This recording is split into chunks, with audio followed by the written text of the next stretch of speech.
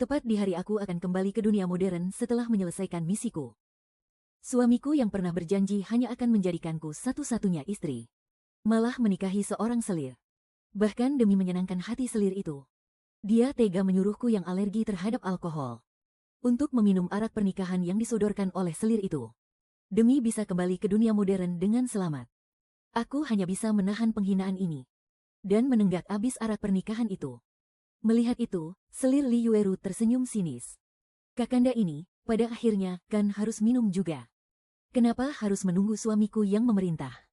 Bukankah ini namanya cari susah sendiri? Sisi aula menjadi sunyi senyap.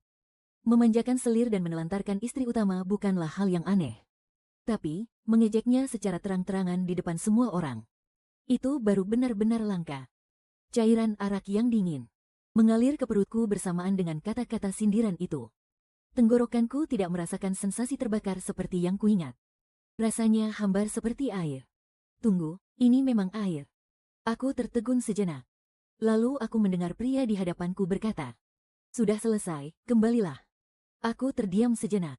Aku mengatupkan bibirku, "Baik." Setelah itu, aku berbalik dan pergi di bawah tatapan seluruh tamu. Begitu keluar dari ruang perjamuan, pelayanku tampak sangat cemas. Dia berbalik untuk menyuruh orang memanggil tabib. Tapi kuhentikan. Itu hanya segelas air biasa. Sepertinya orangnya Xie Zeng sudah menukarnya lebih dulu. Raut cemas di wajah pelayanku langsung mereda. Dia tidak bisa menahan diri untuk berkata, "Meskipun itu hanya air biasa, pangeran sudah keterlaluan. Bagaimana bisa dia tega memperlakukan nyonya seperti ini? Padahal dulu, beliau, pria memang seperti itu. Kalau sudah ada yang baru, cinta yang lama tentu harus mengalah." Setidaknya dia tidak sekejam itu sampai benar-benar menyuruhku minum arak. Dia hanya tega melihatku dipermalukan di depan umum. Hatinya pilu, pelayanku pun menangis sambil menutup wajahnya. "Nona, kalau mau menangis, menangis saja." Aku memang ingin menangis. Tapi sistem tidak ada kabar sama sekali. Dia tidak mungkin ingkar janji. Dan begitu saja menelantarkanku di dunia ini, kan? Kembali ke paviliun Jianxia. Saat Nona dan pelayan itu rasanya ingin berpelukan dan menangis sejadi-jadinya. Terdengar suara kresek-kresek dari dalam kepalaku. Tak lama kemudian, sebuah suara elektronik terdengar di dalam benakku. "Halo, tuan rumah." Suara yang familiar itu membuatku seketika cemas. Aku buru-buru menjawab dalam benakku, "Kau akhirnya bangun. Kapan kau akan mengirimku pulang? Jangan terburu-buru, biarkan sistem ini memeriksa." Setelah tertidur setahun, Xie Zeng mengambil selir hari ini, tidak buruk. Wu Minjun, apa tingkat cintanya menurun? Setelah misi selesai, tingkat cinta target tidak bisa dilihat lagi. Seharusnya tidak begitu. Sistem ini tidak pernah mendengar kalau tingkat cinta yang sudah penuh bisa menurun. Mungkinkah ada udang di balik batu? Sistem ini cerewet sekali. Berisik sampai membuat kepalaku sakit. Xia Zi masih di sampingku, mencoba menghiburku dengan kata-katanya. Aku pun menyuruhnya keluar. "Sudahlah, aku tidak peduli soal itu. Aku hanya ingin tahu apa besok aku bisa pulang ke rumah." Aku hanya peduli pada pertanyaan itu. Tentu saja bisa. Perintah inti sistem ini adalah untuk mematuhi kontrak perjanjian. Obat mujarab untukmu juga tidak akan kurang sedikit pun. Mendengar itu, hatiku pun langsung tenang. Aku bertanya lagi, "Tepatnya kapan?" "Kau membangunkanku terlalu awal. Energi untuk mengirimmu kembali masih kurang sedikit. Besok sore, kau pilih saja sendiri cara matimu. Aku harus kembali tidur untuk mengumpulkan energi." Setelah berkata demikian, wujud sistem itu perlahan memudar di udara. Tapi, rasa cemas yang tadi kurasakan sudah hilang. Aku memeluk bantalku, menangis dan tertawa pada saat bersamaan. Aku sangat gembira sampai rasanya ingin melompat-lompat kegirangan. Besok aku sudah bisa pulang. Kakak juga terselamatkan. Keramaian di halaman depan baru berangsur-angsur mereda saat malam tiba. Setelah semua urusan selesai, aku bersantai dengan nyaman di tempat tidur. Aku sedang memegang sebuah buku gambar saat melihat Xie Zong masuk. Yang dia lihat adalah aku yang sedang memegang buku gambar. Dengan senyum tipis di bibirku yang tampak tenang. Seolah-olah aku sama sekali tidak peduli tentang malam ini, yang merupakan malam pernikahannya dengan wanita lain. Tiba-tiba, sebuah bayangan jatuh menimpaku. Aku refleks mendongak dan melihat wajahnya yang tampan itu. Hanya saja kali ini, Wajahnya yang biasanya tanpa ekspresi itu tampak memancarkan hawa dingin. Aku tertegun. Kenapa pangeran datang kemari? Xie Zong tidak menjawab, hanya menatapku lekat-lekat. Seolah-olah dia ingin menembus mataku yang jernih. Untuk melihat apa yang ada di baliknya, selain rasa terkejut. Apakah ada hal lain atau tidak? Setelah beberapa saat, dia mengalihkan pandangannya. Aku datang untuk menemuimu, katanya dengan nada datar. Dengan gerakan yang wajar, dia membuka kancing di kerah bajunya. Saat kancing kedua terbuka, aku baru tersadar. Malam ini adalah hari istimewa untuk adik Li. Pangeran seharusnya pergi. Diam. Kalian tidak perlu saling memanggil kakak adik. Aku tertegun sejenak. Lalu mengangguk ringan dan berkata sambil tersenyum. Baik, hamba mengerti. Senyum itu tampak tanpa celah.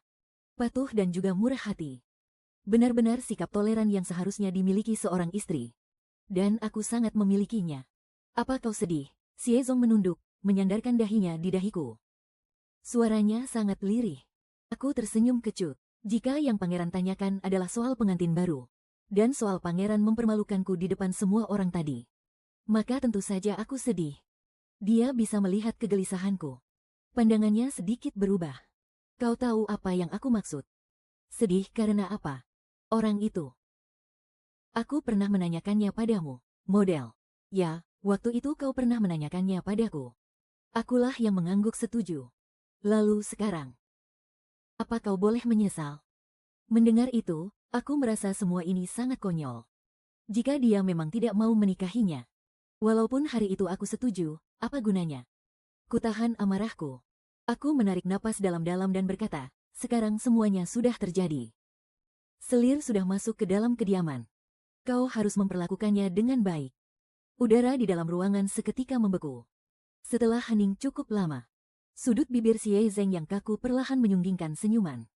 3 kata keluar dari sela-sela giginya. Kau, hebat sekali. Senyuman itu menyiratkan makna yang mengerikan. Membuatku sedikit bergidik ngeri.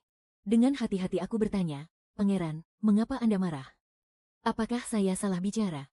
Tentu saja tidak. Apa yang dikatakan Permaisuri selalu benar. Aku tentu akan memperlakukan Rower dengan baik. Tapi, aku juga tidak seharusnya mengabaikanmu, istriku yang bijaksana ini. Begitu ucapannya selesai, lengannya terangkat. Detik berikutnya, terdengar suara kain sutra yang dirobek dengan paksa di dalam kamar. Hingga langit mulai memutih pertanda fajar. Barulah Xie Zeng bangkit untuk pergi ke pertemuan istana. Tidak lama setelah aku terbangun, Xia Zi masuk ke dalam. Melihat keadaanku yang acak-acakan di atas ranjang, wajahnya penuh dengan senyuman. Dia berkata dengan gembira, di hati pangeran ternyata masih ada nyonya. Di hari Selir baru masuk ke kediaman, pangeran malah datang kemari. Dengan begini, apa artinya arak yang nyonya minum kemarin? Aku tidak memedulikan perkataannya. Aku hanya memerintahkan, ambilkan kotak yang ada di bawah meja rias. Bawa kotak itu kemari, sebagai pelayan bawaan. Xia Zi tentu tahu, kalau di dalamnya berisi surat-surat kontrak mas kawinku. Aku membuka kotak itu, dan menyerahkan surat-surat di dalamnya kepadanya. Ini adalah surat kontrak milikmu, Dongzi, dan yang lainnya. Aku tidak akan memanggil mereka masuk. Satu persatu ku berikan padamu. Berikan saja pada mereka. Xia Zi seketika panik. Nona, apakah Anda ingin mengusir kami? Aku tidak bermaksud mengusir kalian. Kalian sudah melayaniku selama bertahun-tahun. Memberi kalian kebebasan memang sudah menjadi rencanaku sejak lama. Kalian ingin tetap di sisiku untuk melayani. Entah kalian marah atau tidak, keputusanku tetap sama. Ini adalah sebuah penghormatan yang luar biasa. Xia Zi sangat terharu. Akhirnya, ia berlutut dan bersujud sebagai tanda terima kasih. Aku memijat pelipisku dengan lelah. Aku mengangkat tangan perlahan, menyuruhnya berdiri. Aku sedikit lelah. Aku ingin istirahat yang cukup. Aku tidak akan sarapan. Mendengar itu, Xia Zi hendak pamit undur diri. Teringat akan sesuatu. Ia pun bertanya, jika Tuan Li Chefei datang untuk memberi hormat, apa perlu hamba beritahu? Dia tidak akan datang. Kalaupun dia benar-benar datang, suruh saja dia pulang. Katakan padanya, di kemudian hari juga tidak perlu datang untuk memberi hormat. Aku pun beristirahat hingga lewat tengah hari. Xia Zi masuk untuk membantuku bangun. Ia melapor, Tuan Li Chefei datang tadi pagi. Hamba sudah memberitahunya kalau Anda menyuruhnya pulang. Tapi dia tidak mau mengerti. Dia pikir Anda sengaja menolaknya. Dia tetap saja berdiri di bawah teras dengan wajah masam selama waktu setengah dupa terbakar. Dia baru pergi, meninggalkanku yang akan segera pulang ini. Pikiranku hanya dipenuhi dengan cara untuk mati. Mendengar itu, aku tidak menanggapinya sama sekali. Xia Zi melirik raut wajahku. Tiba-tiba ia mendekat dan berbisik. Pangeran mengirim orang kemari tadi pagi. Menanyakan apakah Anda sudah bangun. Beliau juga bilang akan pulang lebih awal hari ini untuk menemani Anda. Pulang lebih awal, mana bisa begitu? Kalau Xie Zeng pulang lebih awal, bagaimana caranya aku mencari mati? Aku mau mandi. Aku ingin pulang dalam keadaan bersih. Setelah mandi dan berganti pakaian, aku menata rambutku dengan hiasan sederhana. Seluruh penampilanku sangat bersahaja. Selain tusuk konde giok yang tersemat di rambutku, aku tidak mengenakan perhiasan apapun. Selanjutnya, aku mulai memikirkan cara yang tepat untuk melompat ke danau. Melompat ke dalam di hari yang sedingin ini. Kurasa tidak akan lama sebelum aku mati kedinginan. Caranya cukup cepat. Aku bertanya pada Dongzi yang sedang melayaniku makan di sampingku. Salju tebal sudah turun selama 2 hari. Apakah kolam teratai di halaman belakang sudah membeku? Hamba ini tidak tahu. Mereka adalah pelayan utamaku, yang selalu melayani di sisiku. Saat hari bersalju dan tidak ada urusan, mereka tidak akan keluar. Aku meletakkan sumpitku dan berdiri. Ayo kita lihat. Aku berpikir, jika air danau belum membeku, aku akan langsung melompat. Kalau sudah membeku, aku akan kembali dan menggunakan belati pemberian Xie Zeng untuk menggorok leherku. Saat ini puncak musim dingin. Langit dan bumi diselimuti es dan salju. Seluruh dunia hanyalah hamparan putih tak berujung. Aku hanya memanggil Xia Zi dan Dongzi. Kami bertiga, Nona dan para pelayan, berjalan menuju kolam teratai di halaman belakang. Xia Zi dan Dongzi sangat kebingungan. Kolam teratai adalah pemandangan untuk dinikmati di musim panas. Di musim dingin, bunga teratai sudah lama layu. Untuk apa aku sengaja datang kemari saat jembatan dan semuanya membeku? Tapi aku tidak sempat memedulikan itu. Sistem di dalam kepalaku baru saja aktif sepenuhnya. Sistem itu kembali memastikan, tuan rumah, Anda yakin ingin kembali? Langkahku tidak berhenti. Aku menjawabnya dalam hati. Sangat yakin. Energi untuk mengirim Anda kembali sudah mencukupi. Anda bisa memilih satu cara kematian untuk meninggalkan dunia ini. Saat aku mendengar kata-kata itu, aku sudah tiba di tepi kolam teratai. Kolam yang begitu indah di musim panas itu, kini telah membeku. Ketebalannya tidak diketahui, tapi benar-benar sudah membeku. Aku sedikit kecewa karena datang kemari sia-sia. Tetapi aku, yang sangat ingin pulang, tanpa ragu bersiap untuk segera kembali. Saat aku baru saja berbalik, ujung mataku menangkap sosok di tikungan yang jaraknya beberapa meter. Sosok Li Yueru muncul di sana. Dia juga melihatku. Setelah raut wajahnya sedikit berubah, dia berseru dengan suara nyaring. Kakak ternyata ada di sini juga. Dalam beberapa langkah, dia sudah berjalan ke hadapanku. Diabaikan pada malam pernikahannya. Li Yueru jelas tidak senang. Saat ini, menatapku. Senyum di bibirnya bahkan memancarkan hawa dingin. Tadi pagi, adik berniat untuk menghormat pada kakak. Tapi malah ditolak di depan pintu. Pasti kakak kelelahan sejak semalam sampai tidak bisa bangun. Kenapa masih punya tenaga untuk jalan-jalan ke sini? Aku sangat ingin segera pulang. Jadi aku benar-benar tidak punya waktu untuk meladeninya.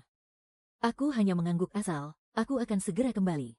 Di pihak Li Yueru, tatapan beberapa pelayan dan wanita tua itu berubah. Jelas mereka tidak menyangka bahwa aku, sang permaisuri utama, ternyata memiliki sifat yang begitu lemah. Tapi aku tidak peduli apa yang mereka pikirkan. Selesai bicara, aku berbalik untuk pergi. Tunggu. Kakak terburu-buru mau kemana? Jangan-jangan kakak punya rahasia yang tidak boleh diketahui orang lain. Takut ketahuan oleh adik. Apa kamu sadar dengan apa yang kamu lakukan? Menghalangiku seperti ini adalah tindakan kurang ajar terhadap atasan. Kurang ajar atau tidak? Bukan kakak yang menentukan. Sambil berkata begitu, tatapannya menyapu ke sudut koridor. Tiba-tiba dia maju selangkah. Dan berbisik, jika kakak tidak percaya. Bagaimana kalau kita coba saja? Kita lihat saja siapa yang akan dipilih oleh suami. Aku yang sudah membaca berbagai macam buku cerita dari zaman kuno hingga modern, dari dalam maupun luar negeri. Pupil mataku tiba-tiba membelalak. Xie Zeng datang. Jika dia terus mengikutiku setelah kembali, apa aku masih punya kesempatan untuk mati hari ini? Pikiranku berputar cepat. Saat Li Yueru mengulurkan tangan untuk menarikku, aku bahkan tidak memberontak sedikit pun. Justru aku sangat kooperatif saat dia menarikku. Langsung jatuh ke kolam teratai di samping. Beban kami berdua menghancurkan lapisan es yang tipis itu. Aku menang taruhan. Hampir di saat yang bersamaan aku jatuh ke air, Xie Zeng langsung melompat ke dalam danau. Dia langsung mencengkeram bahuku dan mengangkatku ke permukaan air. Dia tidak ragu sedikit pun. Dia dengan cepat memelukku dan membawaku ke darat. Memelukku erat-erat di dalam dekapannya. Telapak tangannya yang lebar menempel di punggungku. Dengan panik menyalurkan tenaga dalamnya ke tubuhku. Yao Yao, kamu tidak boleh mati. Namun, aku yang berada di pelukannya sudah memejamkan mata. Sudah tidak bernapas lagi. Tabib, panggil semua tabib kemari. Suasana di tepi danau menjadi kacau balau. Ada pengawal yang menerima perintah untuk memanggil tabib. Juga para pelayan dan wanita tua yang berteriak panik. Li Yueru masih meronta-ronta di dalam danau. Jubah yang dikenakannya juga terendam air. Membuatnya terus tenggelam karena berat. Ibu susunya memberanikan diri untuk memohon pada Xie Zeng agar menyelamatkannya. Tetapi tatapan mata Xie Zeng yang merah dan penuh dengan amarah yang menyesakkan itu membuatnya takut hingga tak bisa bersuara. Untungnya, tak lama kemudian ada pengawal yang melompat turun untuk menyelamatkan Li Yueru. Saat Li Yueru diselamatkan ke darat, kesadarannya ternyata masih jernih. Melihat Xie Zeng hendak pergi sambil menggendongku, dia menangis meraung-raung. Di belakangnya terdengar tangisan serak yang memilukan. Xie Zeng seolah tidak mendengarnya. Langkahnya tidak berhenti sedikit pun. Jika dilihat lebih teliti, bisa terlihat pria yang biasanya tenang dan pendiam ini. Lengannya gemetar. Bahkan tulang rahangnya pun ikut bergetar samar. Sistem berkata saat ini, melihat situasi ini, orang di hati Xie Zeng masihlah dirimu. Dia mengambil selir pasti karena ada alasan yang sulit dijelaskan. Aku melayang di udara. Wajahku tanpa ekspresi. Sistem ini sangat efisien. Aku mungkin jatuh ke air tidak lebih dari 1 menit. Dalam waktu sesingkat itu, jiwaku sudah ditarik keluar dari tubuh. Yang dia inginkan hanyalah sebuah alasan logis agar aku bisa meninggalkan dunia ini. Bukan berarti aku harus benar-benar mati. Seorang putri permaisuri yang tubuhnya lemah, jatuh ke danau es di puncak musim dingin. Sesingkat apapun waktunya, tetap ada kemungkinan mati mendadak. Sistem berkata, kamu bisa berada dalam wujud jiwa di dunia ini selama 3 hari. Apa kamu tidak ingin melihat, setelah Xie Zeng memastikan kematianmu, bagaimana dia akan membalas dendam? Lupakan saja, aku menggelengkan kepala. Sudah tidak penting lagi. Aku dan Li Yueru baru bertemu 2 kali. Tidak bisa dibilang ada dendam kesumat. Satu-satunya konflik juga timbul karena seorang Xie Zeng. Dialah yang menikahi 2 wanita ke dalam rumahnya. Dibandingkan membenci wanita lain, aku hanya merasa sangat lega. Aku berkata, antar aku kembali saja. Dasar wanita kejam. Sistem bergumam mengeluh, tapi tetap melakukan tugasnya sesuai kontrak. Segera, seberkas cahaya hangat menyelimutiku. Aku perlahan-lahan kehilangan kesadaran. Di akhir pandanganku, adalah punggung pria itu yang sedang menggendong jasadku. Semuanya kembali seperti seharusnya. Xie Zeng membaringkanku di atas dipan. Dia mencabut liontin giok di pinggangnya dan memberikannya pada Liyong. Menyuruhnya untuk bergegas dengan kuda. Dengan kecepatan tertinggi untuk memanggil tabib Istana Liu kemari. Keahlian akupuntur jarum emas tabib Istana Liu sudah mencapai tingkat dewa. Inilah harapan terakhir Xie Zeng. Kuharap setelah dia menusukkan beberapa jarum, aku bisa bernapas kembali. Di sini, mereka mengelilingiku, mengamati, dan mendengarkan. Setelah beberapa saat, para tabib saling berpandangan cemas. Tiba-tiba mereka semua berlutut, menyatakan sudah tidak ada harapan. Dia tenggelam tidak lebih dari sesaat. Dan kalian bilang padaku dia sudah tiada. Dasar sekelompok tabib tidak berguna. Rasa panik yang pekat memenuhi relung hatinya. Berubah menjadi niat membunuh yang tak terbatas. Xie Zengzi. Rasanya ingin sekali dia memenggal semua orang pembawa sial ini. Yao-yaonya selalu sehat walafiat. Saat jatuh ke air, dia langsung menyelamatkannya. Menggunakan tenaga dalamnya untuk menghangatkan tubuhnya.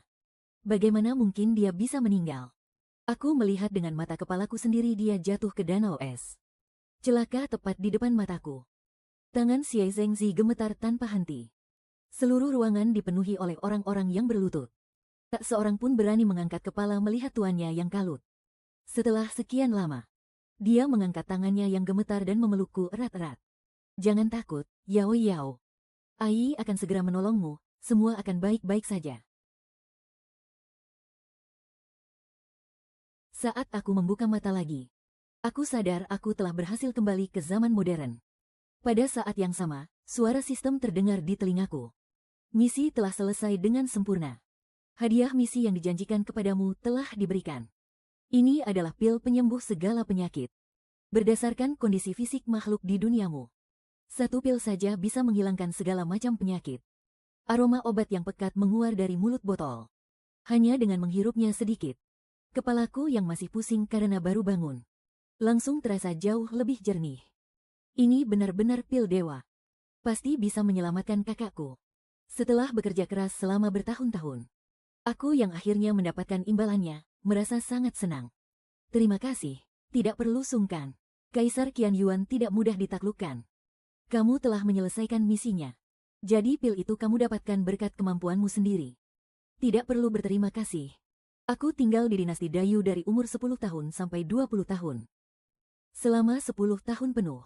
Sekarang, saat mengingat kembali semua yang ada di sana, rasanya seperti bunga di dalam air dan bulan di dalam cermin. Semuanya terasa kabur dan tidak nyata.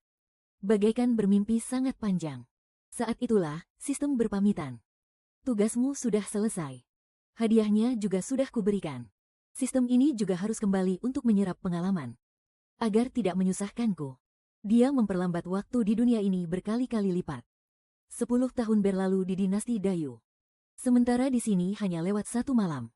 Energi yang dihabiskannya jauh melampaui perkiraannya sendiri. Dia sangat lapar. Untungnya, misiku selesai dengan sangat sempurna. Xie Zheng berhasil jatuh cinta pada seorang wanita. Aku punya kesan yang sangat baik pada sistem yang muncul tiba-tiba ini. Setelah tugas selesai, dia menepati kontrak dan mengirimku kembali. Sama sekali tidak mengganggu kehidupanku di sini. Bagiku, kembali ke sini rasanya seperti baru bangun dari tidur semalaman. Tapi aku mendapatkan sebutir obat yang bisa membuat kakak berdiri kembali. Ini benar-benar transaksi yang sempurna. Lantai teratas markas besar grup Rushi. Para asisten di kantor direktur utama semuanya sibuk bekerja. Suasananya terasa menekan dan suram. Aku sudah sering datang ke sini. Jadi aku tahu dulu suasananya tidak seperti ini. Begitu masuk, aku melihat seorang pria yang sedang bekerja di mejanya. Hidungku langsung terasa perih. Kakakku, dia kurusan sekali. Dia masih tetap tampan dan menawan. Hanya saja, dia tidak akan bisa berdiri lagi. Kenapa berdiri di situ saja? Sini, duduk. Tatapanku mungkin terlalu lama tertuju padanya, sehingga dia pun menoleh ke arahku. Aku tersadar, lalu berjalan beberapa langkah dan duduk di seberang mejanya. Aku memasang ekspresi serius. Kak, apa kakak percaya padaku? Tentu saja, katakan saja ada apa. Aku langsung mengeluarkan botol obat dari tasku. Ini adalah pil obat yang kudapatkan dengan susah payah. Bisa menyembuhkan segala macam penyakit. Kamu coba saja. Jika saja orang lain yang mengatakan hal ini, dia pasti akan menganggapnya sebagai penghinaan. Orang itu pasti sudah diusirnya. Tapi, aku adalah adiknya, yang masih kuliah. Seorang adik yang hanya khawatir padanya. Lu Chen menarik napas dalam-dalam. Abis berapa uang, bilang sama kakak. Biar kakak yang menagihnya kembali untukmu. Aku mengabaikan ucapannya yang seperti membujuk anak kecil itu. Aku membuka sumbatnya. Lalu menuangkan pil berwarna coklat itu ke telapak tanganku. Tanpa menjelaskan lebih lanjut, aku langsung menyodorkannya ke bibirnya. Lu Chen tampak sedikit pasrah dan menelan pil yang disodorkan ke mulutnya. Tak lama kemudian, seluruh organ dalamnya terasa hangat. Mata Lu Chen seketika bercahaya. Dengan terkejut, dia bertanya padaku di mana aku membeli obat ini. Aku tidak membelinya, aku mendapatkannya secara kebetulan. Di seluruh dunia ini hanya ada satu. Kakak, jangan bertanya lagi. Pil ini cukup untuk menyembuhkan kakimu. Lu Chen melihat kesulitanku untuk menjelaskannya. Dan tidak bertanya lebih jauh lagi. Dia menunduk menatap kakinya. Suaranya terdengar serak. Kakinya mulai terasa. Kakinya yang telah divonis tidak bisa sembuh oleh para ahli terbaik dari dalam dan luar negeri. Ternyata kini bisa merasakan sesuatu. Ini adalah kabar yang luar biasa membahagiakan bagi keluarga Lu. Tapi, ini bukanlah dunia fantasi. Mulai bisa merasakan sesuatu dan bisa langsung berdiri dan berjalan adalah dua hal yang berbeda. Di hari-hari berikutnya, Lu Chen mulai menjalani rehabilitasi dengan giat. Setiap hari, kedua kakinya menunjukkan perkembangan. Setengah tahun kemudian, dia tidak lagi menggunakan kruk. Tanpa perlu dipapah oleh siapapun, dia bisa berjalan dengan bebas di dalam kamarnya untuk waktu yang singkat. Setahun kemudian, dia tidak perlu lagi menggunakan kursi roda saat bepergian. Sang anak emas di masa lalu benar-benar pulih seperti semula. Ini adalah sebuah keajaiban medis yang bahkan dokter pun tidak dapat menjelaskan penyebabnya. Lu Chen. Dia tidak memberitahu siapapun tentang pil sakti itu. Dia juga tidak pernah bertanya lagi dari mana asal obat mujarab itu. Kaki kakak sudah sembuh total. Ingatanku tentang dunia itu juga semakin memudar. Segalanya kembali normal. Tapi, kenyataan seringkali tidak sesuai harapan. Sekitar tahun ketiga setelah aku kembali, aku menyadari ada yang salah dengan tubuhku. Awalnya, tangan dan kakiku jadi sulit dikendalikan. Saat makan, sumpit tiba-tiba terlepas dari genggamanku. Dalam sebulan, kakiku terkilir 3 kali. Aku bahkan sampai terjatuh. Tak lama, aku mulai merasakan otot-ototku melemah. Suatu hari, saat aku makan lagi bersama Lu Chen, sumpit di tanganku kembali terlepas. Dia langsung memaksaku pergi ke rumah sakit.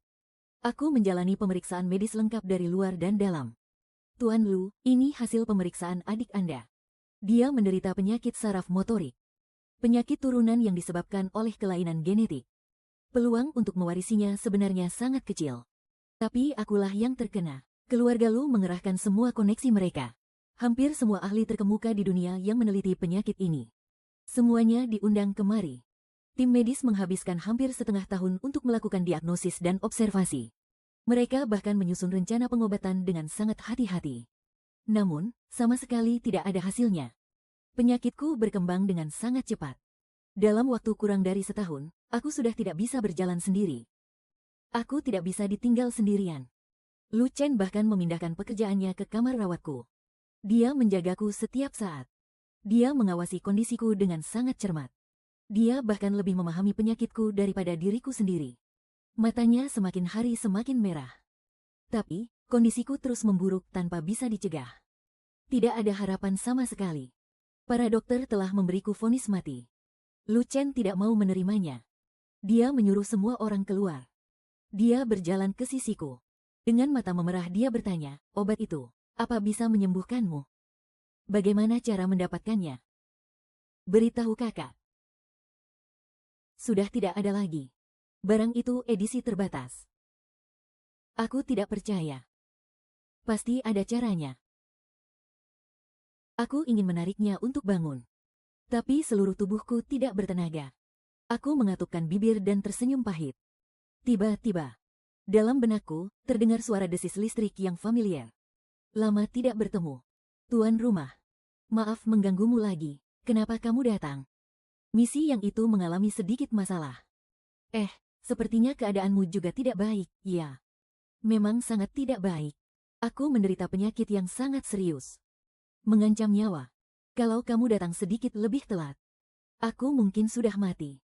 Kemunculan sistem yang tiba-tiba membuat hatiku yang semula putus asa menjadi punya harapan. Pasti karena Xie Zheng. Berarti ada perubahan yang tak terduga. Jadi, aku masih punya kesempatan untuk mendapatkan pil obat itu. Selama sistem ini ada di sini, kamu tidak akan mati. Ada misi baru. Kamu mau menerimanya? Apa terjadi sesuatu dengan Xie Zheng? Seingatku, aku sudah menyelesaikan misi itu. Memang sudah selesai misinya. Tapi misi ini salah sejak awal. Setelah kamu mati, dia terlihat normal. Tapi dia sama sekali tidak melakukan hal yang normal. Dia beberapa kali mengajukan diri untuk pergi ke medan perang. Sama sekali tidak peduli dengan nyawanya sendiri. Kalau bukan karena sistem ini turun tangan, dia hampir saja mati. Tadi kamu bilang ada misi yang butuh penanganan lanjutan dariku. Apakah masih melanjutkan penaklukan Xie Zheng? Bukan. Misi kali ini adalah, kamu harus membuat Xie Zheng memiliki keturunannya sendiri. Baru dianggap berhasil. Aku tidak mau punya anak. Aku ingin pulang. Bagaimana aku bisa meninggalkan darah dagingku sendiri di sana? Misinya hanya membuat Xie Zeng punya anak sendiri. Tidak ada syarat bahwa kau sebagai tuan rumah harus melahirkannya sendiri. Kau bisa memikirkan cara agar wanita lain yang melahirkannya. Kau bahkan bisa membuat poin penaklukannya penuh. Apalagi yang tidak bisa kau lakukan. Sistem yang menyaksikan sendiri Xie Zeng menyegel iblis dalam diam selama 3 tahun. Terhadap orang yang bisa menaklukkannya. Sudah sampai pada titik memujanya. Tepat pada saat itu, Lu Chen mengangkat kepalanya. Sepasang matanya basah berkaca-kaca. Apa benar-benar sudah tidak ada cara lain? Bibirku sedikit terkatup rapat. Dan tenggelam dalam pikiranku. Membuat Xie Zeng memiliki anaknya sendiri. Misi ini sebenarnya tidak sulit. Jangankan bicara soal status bangsawan Xie Zeng. Hanya dengan wajahnya yang dingin dan tampan itu. Sudah banyak wanita yang ingin melahirkan anak untuknya. Terlebih lagi, misi ini menyangkut nyawaku sendiri. Aku pasti harus menerimanya. Jika aku bisa demi kaki kakakku. Menghabiskan 10 tahun untuk menaklukkan Xie Zeng. Sekarang demi nyawaku sendiri untuk pergi sekali lagi. Apa susahnya membuat Xie Zeng punya anak? Di saat hidupku berada di ujung tanduk. Aku langsung mengambil keputusan. Misi ini. Aku terima. Sistem sepertinya tidak terkejut. Ia mengingatkanku bahwa energinya sekarang tidak cukup. Jadi tidak ada cara lain. Untuk mengendalikan waktu di duniamu seperti terakhir kali. Saat jiwamu pergi ke Dayuan. Tubuhmu yang di sini akan tertidur lelap. Karena situasinya khusus. Kau boleh memberitahu keluargamu sedikit. Sebelumnya, sistem tidak mengizinkanku memberitahukan apapun tentang misi ini. Sekarang karena ia mengizinkanku untuk menjelaskannya. Sorot mataku sedikit berubah. Aku mengulurkan tangan ke arah Lu Chen yang hampir putus asa di samping tempat tidur. Kak. Ada yang ingin kubicarakan denganmu. Lu Chen berusaha keras menahan emosinya. Ia menggenggam tanganku. Bicaralah, kakak mendengarkan. Pil dan yang kuberikan padamu sebelumnya. Kudapatkan secara kebetulan. Sekarang kesempatan yang sama datang lagi. Aku akan mencoba apakah bisa mendapatkan satu pil lagi. Dengan begitu, aku tidak perlu mati. Harus mencarinya di mana? Aku akan bantu mencarikannya. Hal ini hanya bisa kulakukan sendiri. Siapapun tidak bisa membantuku. Hanya saja kali ini akan sedikit lebih sulit. Nanti setelah aku tertidur. Tidak peduli apapun yang terjadi. Kamu jangan mengkhawatirkanku. Tapi, kamu harus menjaga tubuhku baik-baik. Aku mungkin tidak akan bangun untuk waktu yang sangat lama. Apakah akan ada bahaya? Aku tidak tahu. Aku tidak membohonginya. Aku memang tidak punya keyakinan penuh. Untuk bisa menyelesaikan misi kali ini dengan lancar. Dia tahu jelas bahwa aku akan menghadapi bahaya yang sangat besar. Lalu teringat dengan pil yang pernah ia minum sebelumnya. Dia jadi membayangkan betapa besar penderitaan yang dulu kualami demi mendapatkannya. Seketika, Hou Jian merasakan hatinya perih. Dia merengkuhku dengan lembut ke dalam pelukannya. Suaranya terdengar jelas menahan isak tangis. Kalau begitu, kamu harus kembali. Aku menahan isak tangisku. Berusaha keras menahan air mata agar tidak jatuh. Aku berjanji dengan sungguh-sungguh bahwa aku pasti akan kembali. Jauh di dalam hatiku, aku tahu bahwa aku tidak akan tinggal di dunia yang bukan milikku itu.